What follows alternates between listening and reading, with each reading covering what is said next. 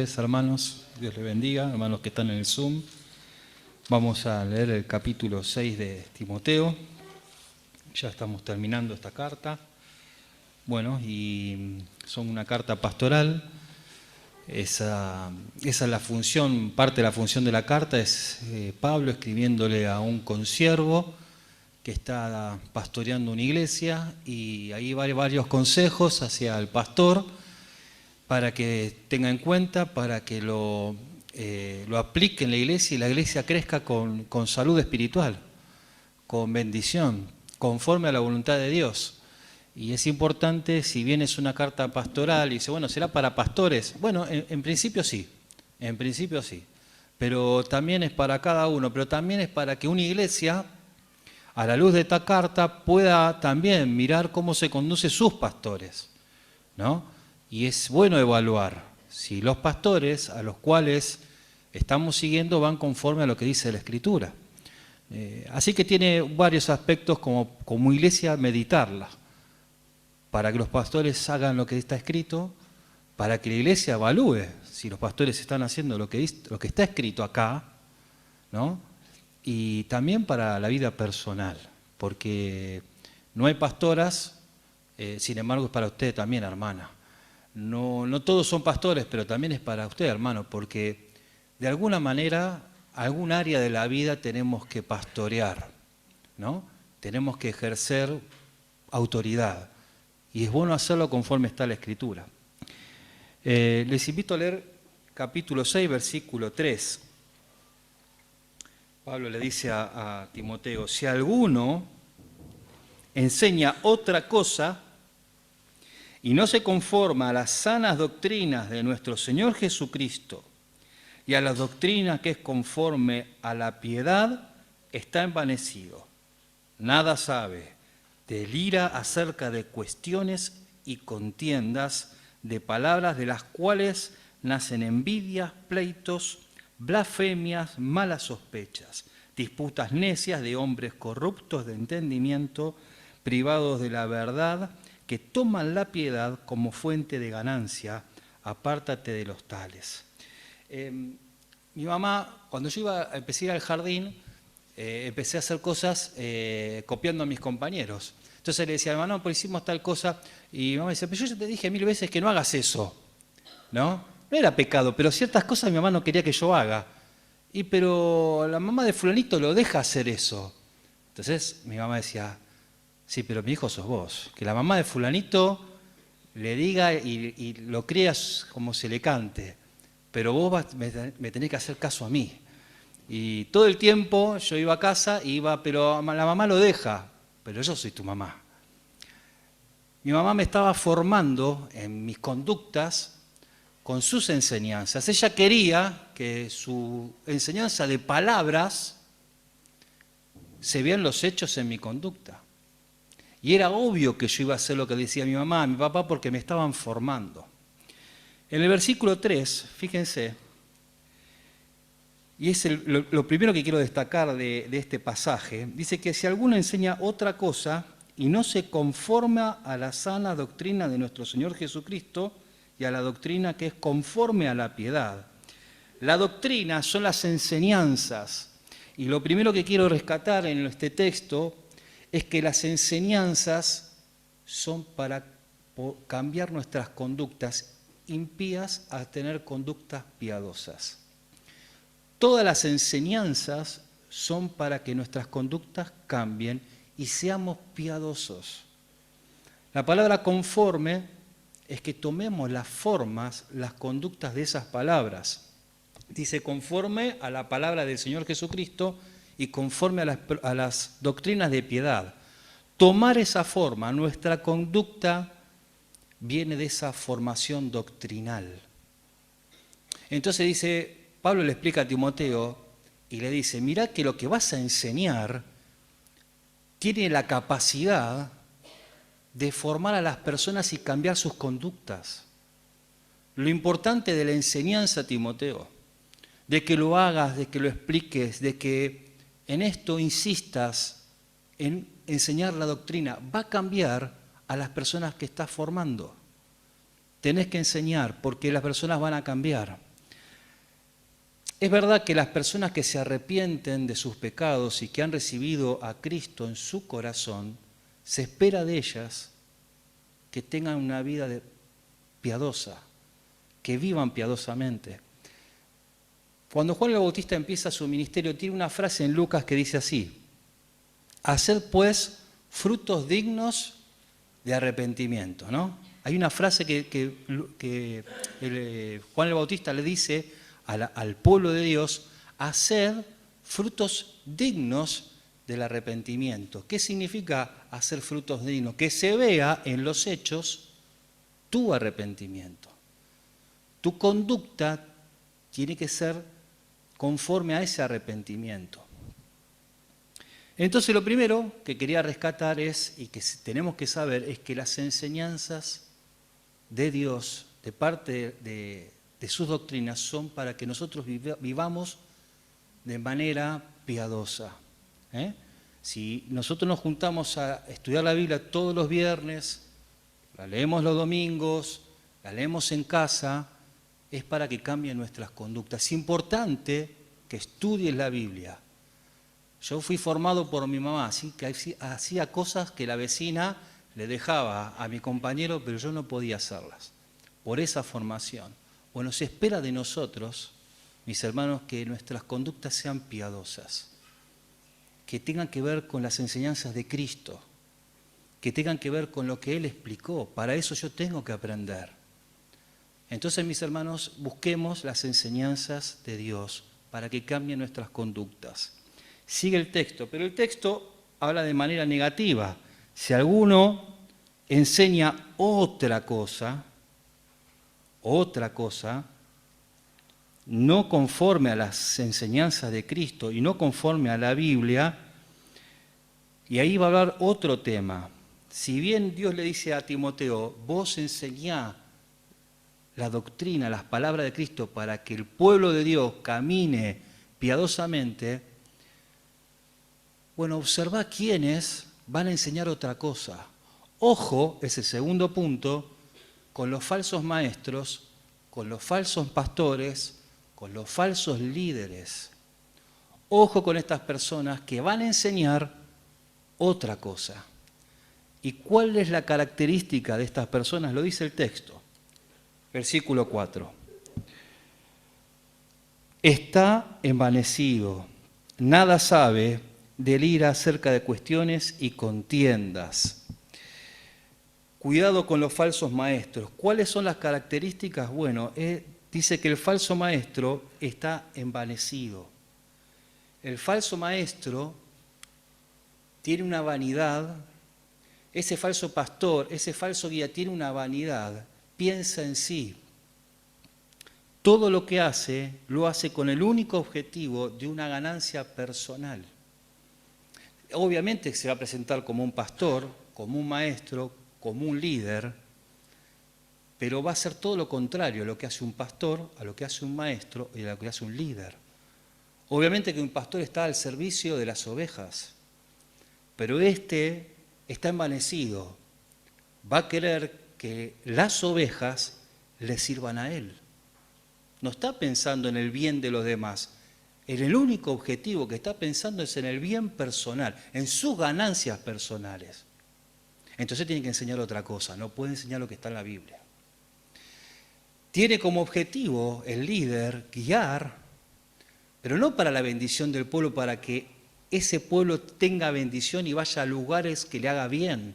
No, va a guiar a ese pueblo a favor de sus necesidades, para que a él le vaya bien. Va a ser un maestro que en vez de estar interesado que el pueblo de Dios aprenda y sea bendecido, va a instruirlos para su propio beneficio. Entonces está envanecido, no piensa en ustedes, no piensa en la gente. Es un falso pastor, es un falso maestro, es un falso guía. Obviamente no se va a presentar como alguien que piensa en sí, pero dice Dios, piensa en él. Está envanecido. No está interesado para nada en tu bienestar, sino solo en el de él. Y va a poner en riesgo tu bienestar con tal de lograr el suyo. Entonces dice que aquellos que enseñan otras cosas buscan su propia ganancia, su propio beneficio, y por ello tienen que enseñar otra cosa. También van a generar todo tipo de conflictos, pleitos y contiendas. Van a ir en contra de las enseñanzas, en contra de la doctrina. Van a poner énfasis en decir que eso no está bien, no está bien interpretado, no es lo que dice realmente la Biblia. Ellos van a combatir, van a negar la palabra de Dios, van a blasfemar y van a manipular la buena enseñanza y la van a torcer. Miren, les doy un ejemplo que me pasó no hace mucho, antes de la pandemia. Estaba hablando con una hermana y ella me decía acerca de una enseñanza que había recibido, y dice, yo ya entendí el texto. Y entonces me nombra el texto, ama a tu prójimo como a ti mismo.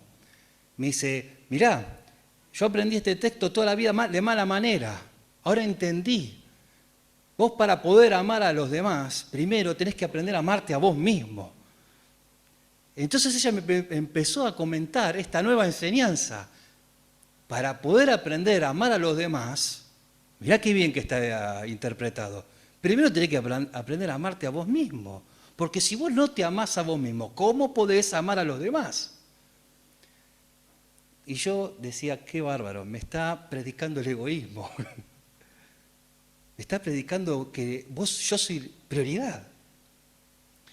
Y le contestaba a esta hermana, no, mirá, no te confundas, eso es una falsa doctrina. Porque si alguno quiere seguir en pos de mí, dice el Señor Jesucristo, ¿qué dice? Niéguese a sí mismo. Cuando el texto, le decía yo a esta hermana, cuando el texto te dice, ama a tu prójimo como a ti mismo, lo que está diciendo, amalo así como te estás amando a vos. Da por hecho que vos te amás. De la misma manera tenés que amar a los demás, con ese amor. El otro está primero. Por eso, mis hermanos, hay que tener cuidado con las falsas doctrinas porque cambian nuestras conductas. Y en vez de servir al otro por amor, y en vez de entregar la vida como hizo Cristo por amor a los demás, no, uno primero, me toca amar a mí mismo, sino cómo puedo amar a los demás. Y me pasó también con esta hermana, la misma hermana, y me decía acerca de otro texto. El texto está en Proverbios capítulo 4, versículo 23. Sobre toda cosa guardada, guarda tu corazón, porque de él mana la vida. Entonces me nombra este texto y me dice, no, hay que tener cuidado con el corazón, porque los no de los pastores, dice, cortan la libertad de los hijos de Dios. Y me nombra este texto. Digo, no te entiendo. Claro, dice, no dejan libertad para que el corazón haga lo que Dios puso en el corazón. Y claro, me estaba predicando esa falsa doctrina que se trata de hacer lo que sentís. Si lo sentís de Dios, hacelo. Y si no lo sentís de Dios, no lo hagas más. Y claro, yo le decía a esta hermana, no. Y le leí otro texto, es un texto que está en Jeremías, que dice, engañoso es el corazón, más que todas las cosas. ¿Quién lo va a conocer? Digo, no, cuando te dice guarda tu corazón, porque no, ojo con tu corazón. No es que tenés que darle lugar al corazón para hacer lo que sentís. No, ojo, porque vos tenés que ser fiel a Dios, aun cuando vos internamente no querés hacer las cosas que Dios dice. Así se meten los falsos maestros. Necesitan torcer la Biblia para sus propias ganancias. Los falsos maestros, los falsos pastores buscan su propio beneficio, su propia ganancia. Y hay tres cosas que, a mi entender, son las que ellos están buscando. Tal vez haya más, pero son tres muy puntuales que estos falsos maestros buscan.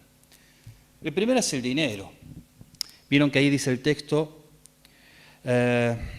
disputas necias y hombres corruptos, versículo 5, privados de la verdad, que toman la piedad como fuente de ganancia. Bueno, una de las ganancias, yo noté tres. Una es el dinero. Claro, sin lugar a dudas que un consejo pastoral o un pastor administra el dinero de los hermanos.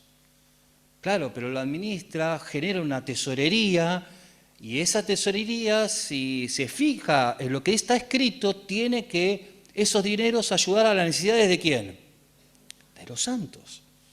Tiene que cubrir para que todos tengan todas las cosas por igual. También los dineros sirven para apoyar la obra misionera, evangelística, la que hacemos, la que otros hacen. Y es muy bueno generar un dinero para aquellos que están en ciertos lugares que no pueden ir todos y que allá están predicando y hay que alcanzarles dinero. Bueno, pero estos falsos maestros no van a generar una tesorería conforme a lo que está escrito, tienen que enseñar otra cosa. Ellos tienen que explicarle a la congregación cómo hacer que el dinero que está en el bolsillo de la congregación se meta en el de él. Entonces tiene que enseñar eso. Y tiene que torcer la Biblia. Porque no está pensando ese falso maestro en tu economía, ni en la de la iglesia. No le interesa. Él va a decir que sí. Pero él te va a tener que explicar la Biblia de una manera y enseñar y torcerla para que tu dinero vaya al bolsillo de él. Ahora, mis hermanos, nosotros tenemos que reconocer, gracias a Dios, que nuestras asambleas, la que llamamos los hermanos libres, por las conductas, por la historia, por las enseñanzas, prácticamente no tenemos hechos de pastores que buscaron enriquecerse en la iglesia, con la iglesia, porque dentro de los hermanos libres se ha acostumbrado que los pastores tengan su trabajo, ganen su dinero, y esto es un grave problema en otras denominaciones, cuyos pastores sí reciben los dineros de la iglesia. Nosotros no hemos tenido este problema, y si hubo, son casos muy aislados. Pero este es un tema de ganancia personal. Yo dije que había dos más, al menos que a mí me parece. El segundo es el poder. Un pastor ejerce poder, y yo creo que sí. Este lo tenemos clavadito nosotros, es un clavo histórico en nuestras iglesias. ¿Por qué poder? Bueno, no solamente un pastor administra los dineros, y si lo hace bíblicamente, bueno, es de bendición para toda la congregación, pero también administra poder. ¿Por qué? Porque toma decisiones. Y si un pastor administra el poder de manera justa, si hace justicia, dice Proverbios que el rey justo es la bendición de las naciones. Quien reina con justicia es la bendición de las naciones. Y se espera que el pastor o que los pastores reinen con justicia, como está escrito, siendo ellos ejemplo de la ley. Que cuando dice, che, hagan algo, los primeros que lo tienen que hacer, ¿quiénes son? Ellos. Cuando dice, che, digan esto, lo primero que lo tienen que decir son ellos. Tienen que ser ejemplo de lo que ellos dicen que se tiene que hacer. Si tenemos que estar en las reuniones, en todas, ¿quiénes tienen que estar en las reuniones en todas? Los pastores.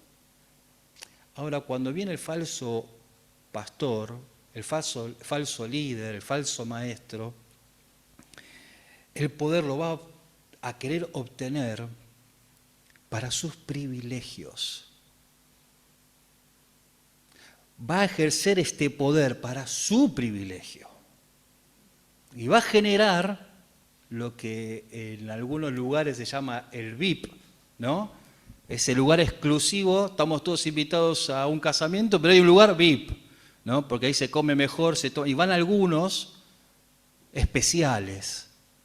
Bueno, muchas veces estos pastores generan por su poder un lugar VIP, es decir, tienen ese poder para decir quiénes pueden hacer tal cosa o tomar tal cosa y quiénes no. Y quiénes no. Y para eso no pueden enseñar la Escritura. Porque cuando Dios te pide que enseñes la Escritura, vos tenés que ser imparcial.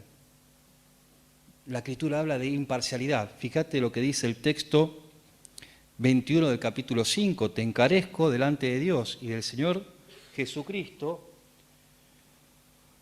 y de sus ángeles escogidos que guarden estas cosas sin prejuicios, no haciendo nada que con parcialidad. Nada. Les cuento lo que me pasó, que nos pasó con mi esposa hace muchos años atrás. Había en el centro deportivo un matrimonio que estaba encargado de ciertas cosas y nos tocó, ese sábado, no me acuerdo si era un casamiento o un cumpleaños de 15 de los hermanos de Quintana. Y hace unos días se compraron las mesas blancas. ¿Vieron que hay unas mesas blancas de plástico cuadradas?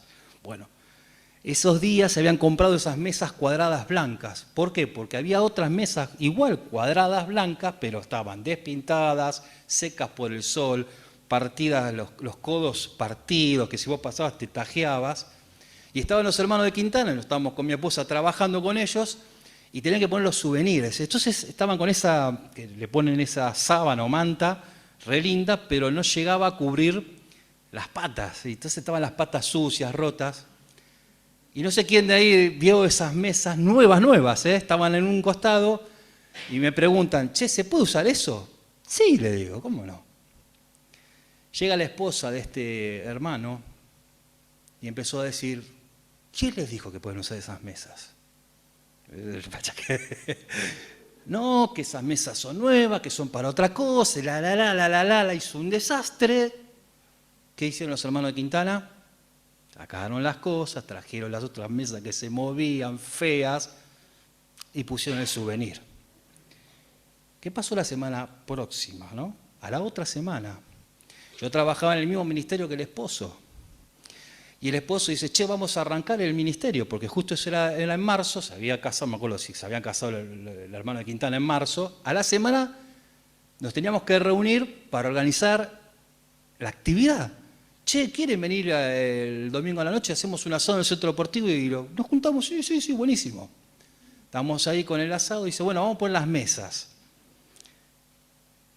Y vino esta hermana y empezó a poner las mesas nuevas, cuadradas, recién compradas, para comer el asado, para poner los platos, para comer arriba, para poner la bebida. Y mi esposa no pudo con su genio y le dice, pero discúlpame, ¿no es que no se podían tocar estas mesas? Y no hay respuesta. Porque el poder para estos falsos maestros solo buscan sus privilegios. Sus privilegios. Dinero, poder, y lo tercero, popularidad.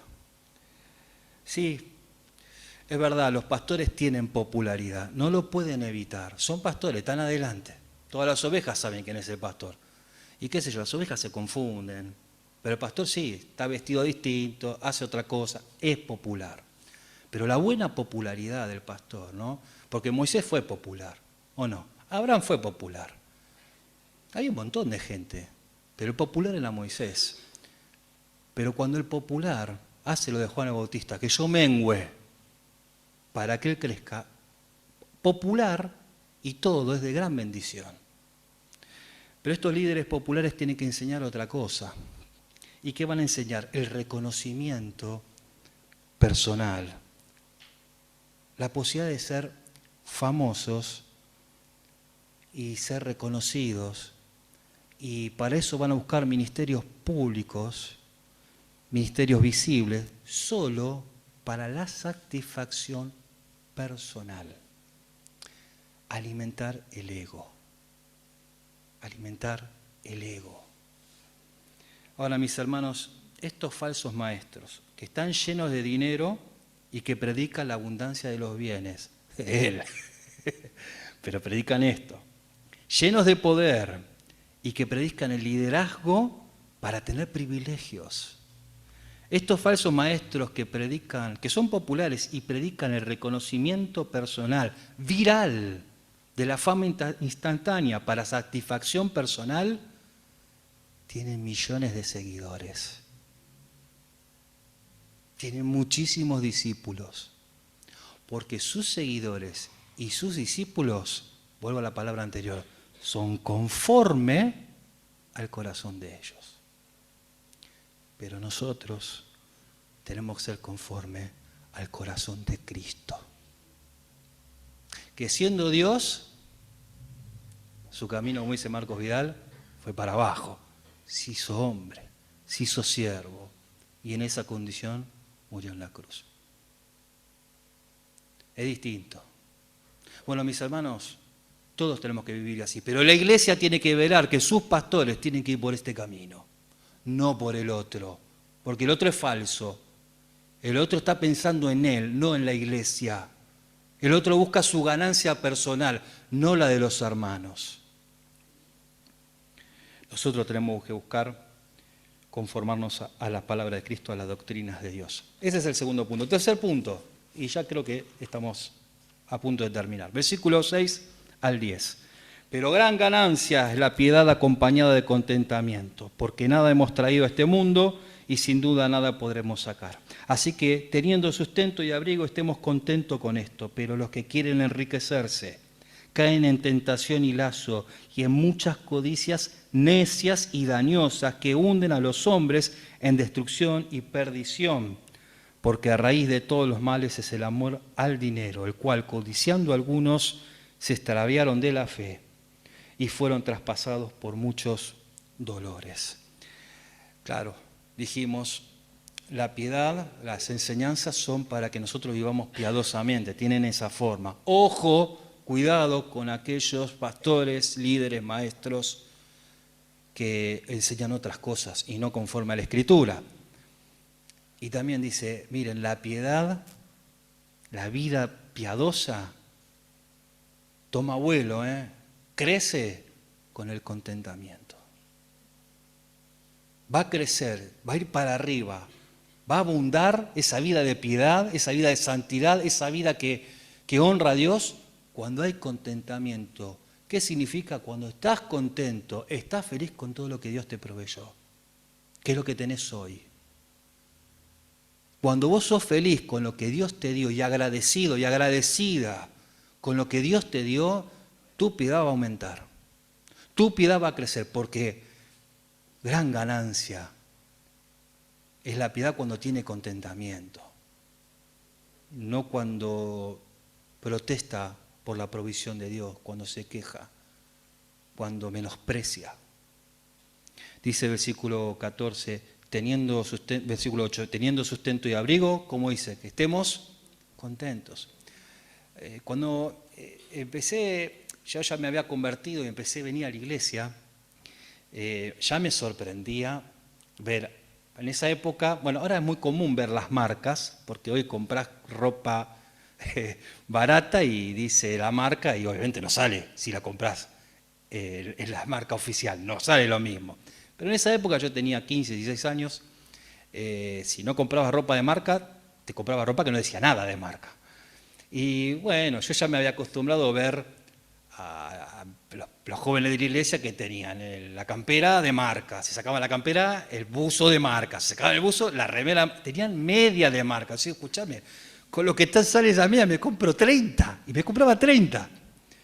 Pero lo que más me entristeció, y ahí me bajoneé, fue cuando empezamos a ir a una quinta, íbamos a la pileta, y no sé si se acuerdan de la hojota negra que tenía el arcoíris de los dos lados. Bueno, y yo fui con esa, y yo veía que tenían hojotas de marca. Y yo, basta, porque me compro una zapatilla con esas hojotas.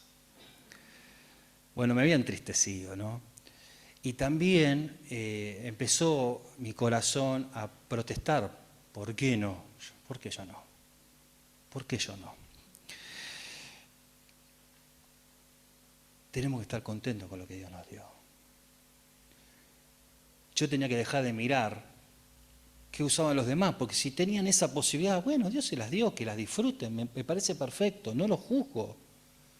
Pero yo no puedo estar triste porque mi hojota no tiene esa marca, porque mi celular no es el mismo de él, porque voy a casa y no es la misma, no está pintada como lo de mi amigo. Y no, yo no puedo quejarme con mis papás porque no tienen la plata que tiene mi amigo, ¿no? El otro día mi hijo me decía, ¿ves? No me acuerdo qué marca de auto. Me dice, ¿viste ese? Sí, Jeremías me dijo, tiene 18 Jeremías. Ese auto lo tiene una compañera mía.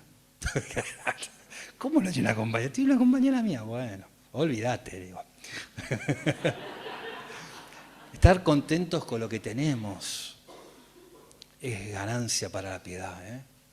Pero en contraposición, porque los que quieren enriquecerse, versículo 9, los que quieren y buscan enriquecerse, se van a oponer, se van a meter en un camino, dice Dios, que el final ya está predicho, ¿eh? Es un camino de destrucción, dice Dios, y perdición. Cuando vos buscas enriquecerte y vas tras eso, el final ya está destinado, ¿eh? Vas a destruirte, te vas a perder. La búsqueda de la riqueza económica hunde a los hombres, lo dice la Escritura. Destrucción, perdición y hunde a los hombres. Dice el texto, caen en tentación. Aquellos que van tras la riqueza caen en tentación. ¿Cuál es tentación? De agarrar lo que no tenés que agarrar para tener dinero. De hacer lo que no tenés que hacer y de pecar por tener más dinero. También dice, caes en lazo, caes preso, caes esclavo. Y claro, porque en tu afán por tener dinero, de golpe te asociás con las personas que no te tenés que asociar. Y te metes en negocios que no te tenés que meter en ese negocio. Y de golpe estás con muchos compromisos que no te dejan, no podés salir de ahí. Todo por dinero. Dice que caen en tentación, en lazo, pero dice que caen en codicias necias. Codicias necias, tontas. Y que traen dolor. Los demás sufren. Cuando vos empezás a despilfarrar el dinero tras codicias necias, y para las codicias necias tenés que generar dinero. ¿Y dónde sacás el dinero? Y bueno, te vas a meter en cada cosa por codicias necias. Que no solamente vas a sufrir vos, van a sufrir los demás. Y por último dice, y te hacen perder la fe. Muchos de ellos se extraviaron de la fe. Te vas a perder la fe. Si buscas las riquezas, no podés buscar al Señor. No hay dos señores. O son las riquezas, o es el Señor Jesucristo. No podés ser a los dos señores. Te vas a extraviar. Y como broche de oro, vas a ser traspasado por muchos dolores. Te metiste en un camino de dolor. De dolor. Por eso, gran ganancia es la piedad cuando tiene contentamiento. Nos hace crecer espiritualmente. Último, y terminamos el capítulo y la carta. Versículo 11. Mas tú, oh hombre de Dios, huye de estas cosas, sigue la justicia, la piedad, la fe, el amor, la paciencia, la mansedumbre. No las riquezas, seguí esto. Pelea la buena batalla de la fe, echa mano de la vida eterna, a la cual asimismo fuiste llamados habiendo hecho la buena profesión delante de muchos testigos. Versículo 17. A los ricos de este siglo manda que no sean altivos ni pongan la esperanza en las riquezas, las cuales son inciertas, sino en el Dios vivo que nos da todas las cosas en abundancia para que las disfrutemos. Que hagan bien, que sean ricos en buenas obras, dadivosos, generosos, atesorando para sí buen fundamento para lo porvenir, que eche mano de la vida eterna. Bueno, cuarto y último punto. Primero era, las enseñanzas nos traen conductas piadosas. La segunda, ojo con los falsos maestros. Ojo con los falsos maestros. Identifiquémoslo y huyamos. No podemos seguirlos, ¿no? Tercero, habíamos dicho... Tercero, la piedad tiene crecimiento con el contentamiento. Y cuarto, pelea la buena batalla de la fe. La vida cristiana es una pelea diaria. No es que nosotros vamos a aprender esto y listo, ya está, va a ser fácil. No, mis hermanos. El mundo te presenta pelea todos los días. Se pone los guantes y empieza con las trompadas. Y pega donde duele. Y pega donde vos te doblás. No va a pegar en cualquier lado, sabe pegar el mundo, sabe dónde pegarte a vos para que vos flaquees, para que vos cedas. ¿Y qué dice Dios? Pelea la buena batalla de la fe, ponete los guantes y peleá. Peleá contra el mundo, contra sus enseñanzas. Dios te dio las herramientas para pelear. Está su espíritu en tu corazón, creíste en Él, te arrepentiste, sos un hijo de Él. Anda y peleá. Peleá la buena batalla de la fe. Ahora Dios dice peleá. Dice un proverbio, el caballo se alista para la batalla, ¿no? ¿Para qué? Para pelear. Pero ¿quién le da la victoria? Dios. Vos peleá contra este mundo y cuando te digo peleá, poné la cara, predicá, habla de Dios, manifestate como creyente, viví piadosamente y habla de Él y vas a pelear contra el mundo. Y la victoria ya está asegurada, es de Él. La vida es una pelea, la vida cristiana es una pelea. Dios pide que peleemos. ¿Cómo? Sigue la justicia, sigue la fe, sigue el amor, sigue la paciencia, sigue la mansedumbre, una vida piadosamente. Tenés que pelear esa vida. Y Dios dice, la batalla, peleala, la victoria está segura, porque Él pelea por vos. Versículo 14, guarda este mandamiento, y después hay un pasaje al final hablando de los ricos. Claro, ¿qué pasa con aquellos que bueno, son ricos, no buscaron la riqueza, las heredaron, o el negocio les fue bárbaro? Yo no voy a traer riqueza, pero el negocio genera dinero. Manda a los ricos que no sean, ¿qué? Altivos. La abundancia de bienes, el dinero, trae en el corazón de los que lo posee, que cree que es superior a los demás porque tiene plata. Entonces les habla a los ricos, a los cristianos, ¿no? Que te da la posibilidad de tener dinero, que te sobra el dinero y que sos rico, no seas altivo, primero. Segundo, no confíes, no pongas tu fe en las riquezas porque son como inciertas. Un día tenés plata y un día no tenés nada. Y yo lo vi eso, mis hermanos, no conmigo, ¿eh? Yo lo vi. Yo vi familias cristianas con mucho dinero, y de golpe no tener nada. Tener que vender el negocio o achicarlo, tener que vender los bienes porque ya no se pueden cubrir, y de golpe no tener nada. ¿Por qué? Porque son inciertas, porque a veces Dios puede ser que te haga vivir en abundancia de bienes, pero a veces Dios por ahí procura otro tiempo y ya no los tengas, por voluntad de Él. ¿Por qué? Porque son inciertas. Pero dice que sí confíes en el Dios vivo, el cual da, el cual provee. Entonces los ricos no sean altivos, no confíen en las riquezas, confíen en el Dios vivo, que es el que da y provee, pero también dice que tengan buenas obras, que sean dadivosos, que sean generosos, que el dinero que Dios te dio de más no es para que vos lo acumules y te pierdas, sino para que lo compartas. Tal vez Dios te dio dinero para que le des al que no tiene. Decía Juan el Bautista, cuando venían arrepentidos, ¿qué hacemos? El que tiene 2 túnicas, al que no tiene. Al que no tiene. ¿Por qué te dio 2? Para que le des al que no tiene. Porque esos son los frutos dignos del arrepentimiento, la vida de piedad. Entonces, si somos una iglesia rica, y créanme, mis hermanos, que con los comentarios que nos hace Andrés de algunas iglesias que están en ciertos lugares, algunos ministerios, como las delicias, no tienen nada. Mis hermanos, tenemos que dar. Por eso hacemos bien en ofrendar, y hacemos bien cuando las ofrendas van a los lugares que no tienen, nos tienen que alentar a que si somos una iglesia con abundancia de bienes, es para dar. No es para nosotros, no es para malgastarnos en nosotros, sino que es para dar al otro. Generosos, dice el texto, dadivosos. Y termina Timoteo 20, guarda todo lo que se te ha encomendado.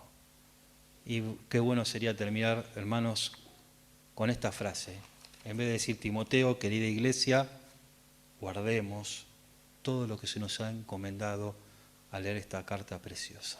Que el Señor nos bendiga, que la pongamos en el corazón. Y mis hermanos, la vida de piedad es la voluntad de Dios. No hay otra cosa. Y a los jóvenes, nosotros que no somos tan jóvenes, también somos tentados a la otra vida que está cruzando el umbral, ¿no? La cual tiene fama de buena, pero Dios dice que termina en destrucción y en perdición. Entonces son consejos para tomar decisiones, ¿no? Y priorizar las palabras de Cristo. Oramos. Señor, gracias por tu palabra tan clara, tan entendible, Señor. Quisiéramos que podamos como iglesia vivirla, que procuremos guardarla como lo pedía Pablo para Timoteo. Y así sentimos en esta noche que así lo deseas tú para nosotros. Gracias por el Espíritu Santo, que nos ayuda, Señor, en nuestra debilidad. Pero, Padre, tenemos que pelear esta buena batalla de la fe, amando, Señor, teniendo paciencia, teniendo mansedumbre, siendo justos, Padre, viviendo una vida piadosa, dando al que no tiene, Señor, buscando, Señor, la bendición del otro, como lo hizo Cristo, como Él nos enseñó, Padre, para que seamos verdaderamente luz y sal de este mundo que está en oscuridad y se pudre, Padre. Queda poco tiempo, tú vienes pronto, ayúdanos a vivir de esta manera, para la gloria de tu nombre, en el nombre de Jesús, amén. Bueno, mis hermanos, si Dios lo permite, nos vemos mañana sábado, reunión de mujeres, a las 15 horas, ¿es así? 15:30, bien, la otra era 15 por la película, pero esta es 15:30, ¿es así? 15:30, la reunión de las hermanas, y 18 horas la actividad de adolescentes y juvenil, así que si Dios lo permite nos reencontramos mañana. Oremos por Guillermo, que tiene todo este fin de semana en la costa, y el domingo a las 10 también en el Centro Deportivo. El Señor les bendiga mucho.